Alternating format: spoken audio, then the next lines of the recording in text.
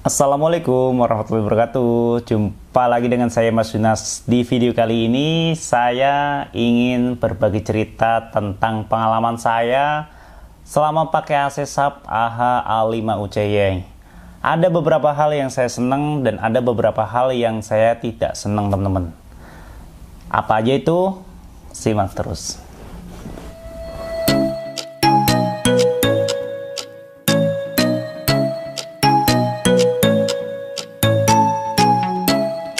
Sebelum lanjut ke video utama, alangkah baiknya buat teman-teman yang baru bergabung dengan channel saya, subscribe dulu ya. Oke. Jadi sebelum lanjut ke kelebihan dan kekurangan AC SAP, di sini saya akan sedikit menjelaskan spesifikasi dari AC SAP AHA A5 UCY. AC SAP ini diproduksi di Cina dengan 5000 BTU, teman-teman. Nah, AC SAP ini salah satu kelebihannya yang saya senang ini, dia walaupun setengah PK tapi sudah mempunyai kapasitas BTU yang cukup gede, yaitu 5000 BTU. Yang pertama itu. Yang kedua, masalah harga lah.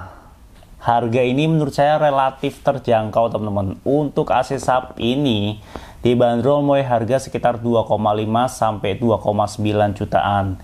Itu untuk unit only, teman-teman ya. Kalau misalkan sama pasang mungkin bisa lebih. Harga itu, teman-teman. Terus AC SAP ini sudah memakai freon R32, di mana freon R32 ini adalah salah satu freon yang sangat direkomendasikan untuk AC-AC zaman sekarang, teman-teman. Dan yang saya senang berikutnya, AC SAP ini memiliki kebisingan paling cuma 4,7 desibel, jadi tidak terlalu berisik kalau misalkan malam hari. Jadi saya jadi lebih lebih enak lah kalau misalkan tidur malam hari itu. Terus selain itu tuh saya suka untuk AC SAP ini ada di bagian indoornya itu dikasih kayak semacam lampu LED gede gitu, teman-teman ya kan. Ketika kita setting suhu, maka di situ ada lampu-lampu yang menyala. Kita tahu nih suhu itu di AC-nya berapa gitu kan, 16 derajat, 17 derajat, 18 derajat, 25 derajat gitu, udah jelas, teman-teman. Yang berikutnya, untuk kompresornya dikasih garansi sampai 10 tahun. Keren ya? Wow. Terus untuk bagian outdoor, menurut saya dengan bentuk yang segitunya atau tidak terlalu gede, cukup kompak sih, teman-teman. Keren desainnya, seneng nih sih. Di bagian indoornya juga keren, di bagian outdoornya juga keren sih desainnya. Terus selain itu menurut saya ya, untuk kelebihan berikutnya, AC SAP ini cukup hemat listrik, teman-teman. Walaupun dia pakai 350 watt, yang mana artinya dalam 3 jam terakhir maka akan ditentukan bisa 1 kWh, teman-teman. Jadi 350 watt hours gitu ya. Jadi kalau misalkan 1 jam bisa 0,3 kWh. Kalau misalkan 3 jam bisa lebih kurang ya 0,9 sampai 1 kWh kayak gitu, teman-teman.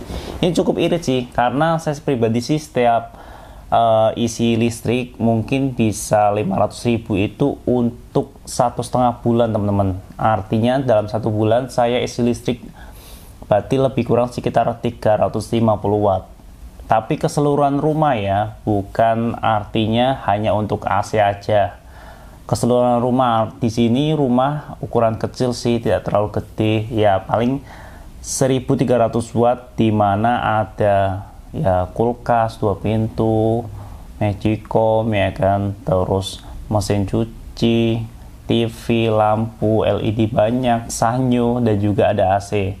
Namun dalam sebulan listrik ini 350 watt, di mana sebelumnya sebelum pakai AC lebih kurang 200 sampai 250. Jadi setelah pakai AC tidak terlalu gede sih. Nah, gimana cara saya dalam nyetingnya? Saya itu selalu setting mode cool, teman-teman. Mode cool, dan wattnya nggak terlalu dingin, jadi nggak terlalu dipaksain. Mungkin ya 24 sampai 27 lah. Saya suka begitu, teman-teman, settingnya. Terus selain itu sih apalagi ya kelebihannya? Jadi AC sub ini memiliki beberapa fitur teman-teman. Antara lain nih, ada fitur turbo, ada fitur sleep, ada fitur timer on, timer off. Jadi di sini disesuaikan untuk sesuai aja lah. Artinya misalkan teman-teman pengen AC teman-teman itu lebih cepat dingin, ya teman-teman bisa pakaiin fitur turbo kayak gitu kan. Atau teman-teman ingin AC-nya jadi lebih hening, teman-teman bisa pakai mode sleep. Dan juga kalau misalkan teman-teman pengen AC-nya mati sendiri di pagi hari, teman-teman bisa gunain timer off kayak gitu teman-teman. Jadi menurut saya kelebihannya itu cukup banyak ya. Namun secara kekurangannya saya pribadi sih ada beberapa hal ya, tapi nggak banyak sih. Dengan harga range 2,5 juta sampai 2,9 juta, menurut saya kekurangannya itu minim lah. Pertama nih, sayang banget AC sub ini bukan tipe AC inverter. Pertama itu teman-teman, karena jujur menurut saya untuk kondisi kamar, rekomendasinya itu AC inverter. Kenapa pilih AC inverter? Karena dengan teknologi inverter, semakin teman-teman pakai AC itu lebih lama di kamar, yang dimana posisinya jarang buka tutup, maka konsumsi listriknya akan lebih menurun. AC sub AHA5 UCY ini merupakan salah satu tipe AC sub dengan tipe standar teman-teman. Ya bisa dibilang tipe low watt karena dia wattnya kan kecil ya. Terus yang kedua, di bagian AC-nya itu tidak ada tombol-tombolnya sama sekali teman-teman. Jadi tombol-tombol itu hanya ada di remote ini. Yang berikutnya, kekurangannya remote ini tidak dapat dudukannya teman-teman. Aneh nggak? Jadi remote ini harusnya kan ada tuh dudukan nempel gitu di tembok gitu ya. Tapi di AC sub ini nggak dapat gitu teman-teman. Ya mungkin minus lah. Artinya ya ini remote ini bisa aja taruh di bawah buat mainan anak kan bisa jadi kan. Terus kurangnya berikutnya itu apa ya? Di saat kondisi tertentu nih, misalkan saya habis jalan nih ya sama keluarga. Misalkan siang hari. Wah panas kan dari luar kan, kita masuk ke kamar. Dalam kondisi tertentu itu dengan settingan saya 24-27 kadang suka lama gitu teman-teman, dinginnya. Kadang ketika saya paksain set suhu 21-22 itu masih agak lama, jadi dinginnya itu prosesnya itu nggak cepet gitu loh. Gitu sih kira-kira sih. Dan untuk kekurangan yang lain sih apa ya, hampir nggak ada sih. Paling awal-awal itu sempet sih kayak 1-3 kali pertama itu kayak baru pertama kali pakai AC kali ya, kayak mata itu suka pedes gitu sih. Tapi sih semakin kesini udah nggak pernah sih ngalamin hal-hal kayak gitu. Dan kalau misalkan dibilang kekurangannya apa ya, dengan range harga segitu sih menurut saya cukup worth it sih. Dan mungkin kalau misalkan sub itu buka kayak apa gerai-gerai banyak kayak gitu ya, mungkin after salesnya banyak itu jadi bisa lebih ini teman-teman, bisa lebih apa ya, ya jadi marketingnya bisa lebih bagus lah kalau misalkan buka. Kalau misalkan kayak contohnya beberapa merek yang lain kan sudah banyak tuh ya kan.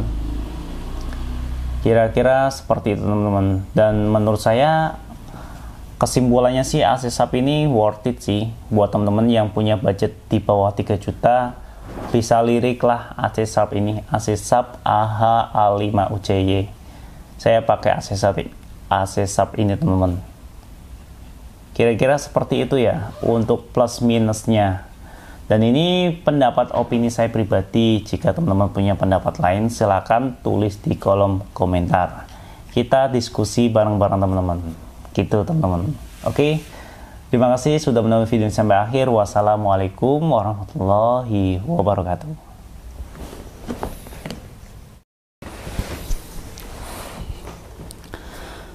Assalamualaikum warahmatullahi wabarakatuh. Jumpa lagi dengan saya Mas Yunas. Pada video kali ini kita akan coba tes